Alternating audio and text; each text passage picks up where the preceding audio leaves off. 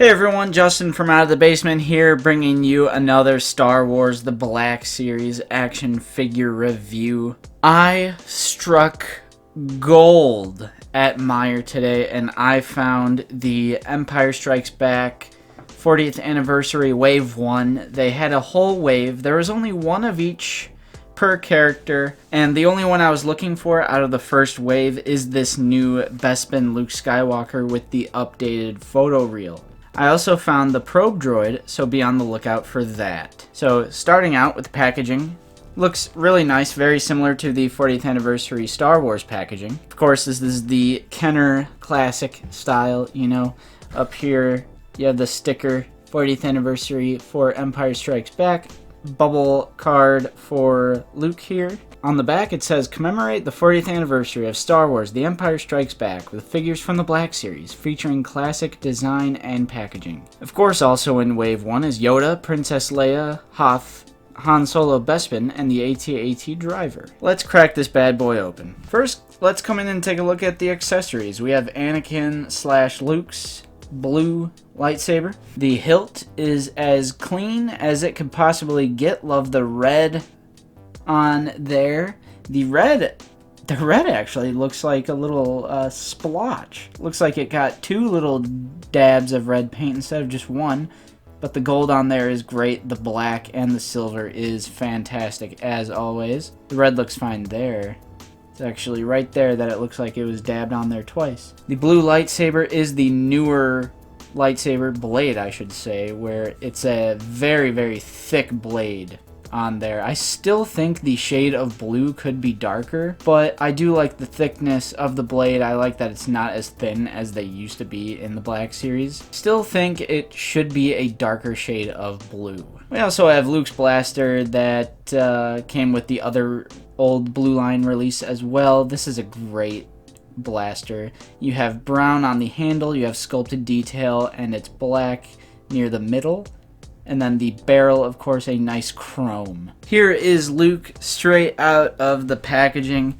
Right off the bat, he looks awesome, but there's only one reason any of us are getting this figure, so let's take a look at it right now. I'm going to start off right away with saying the photo reel for this figure is pretty good. It's a lot better than the Blue Line Bespin Luke, which I will do a comparison for later in this video. Stay tuned. But the paint apps on this are just so clean. Love the blue eyes. Love the different facial features they have going on. The eyebrows, the mouth, the facial wrinkles. The hair is a nice blonde brownish wash. There definitely is a wash in there. That looks amazing. Love that sculpt work on the head. I'm honestly pretty satisfied with the head. I think that looks really good. Coming in to take a closer look at detail, we have Luke's onesie, poncho, suit, whatever you would like to call this. You guys all know the design. There's plenty of good sculpt work here and wrinkled detail. Most of this is a repurpose from the Blue Line Luke. Just to get a comparison of the sculpts for the body, I think it is damn near identical, even including the paint apps. I see, you know, there's a black wash to this suit on both figures. I'm seeing it in the same spots even on both figures. So as far as I can tell, this is a repurposed mold here, which is not a surprise, by the way. But there is plenty of great detail on both. I'm not comparing the heads yet, just the sculpt. One thing I did notice when you come in, take a closer look at detail, this is the new one. This holster and belt, there's some great silver on it and a nice shade of brown, but there is barely any black wash in there. I like the detail with the buttons back there. But I gotta say, the belt is a solid brown, and if we take a look at the Blue Line one, you could tell that it is brown washed with black, and I think it just makes it have a more leather look to it. And I gotta say,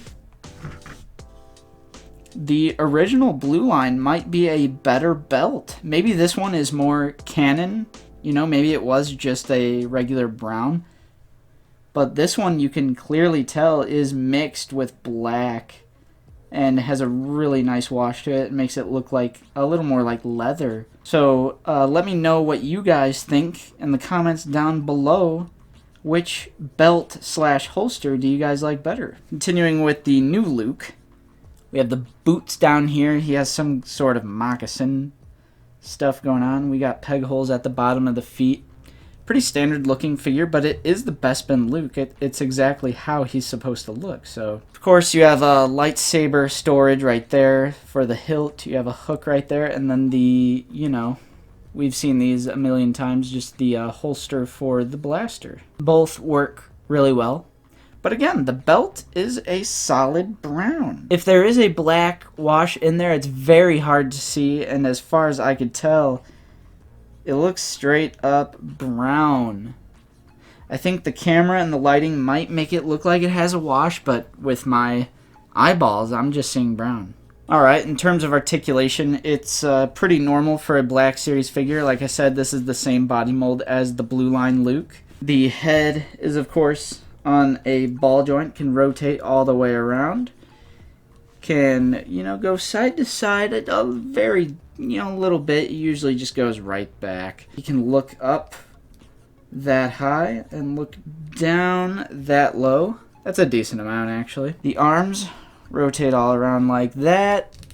There is no butterfly joint. I really would have liked if they would have added in a butterfly joint, but they did not. So yeah, no butterfly joint there. That's kind of a bummer. The elbow goes at about 90 degrees and of course has that cut.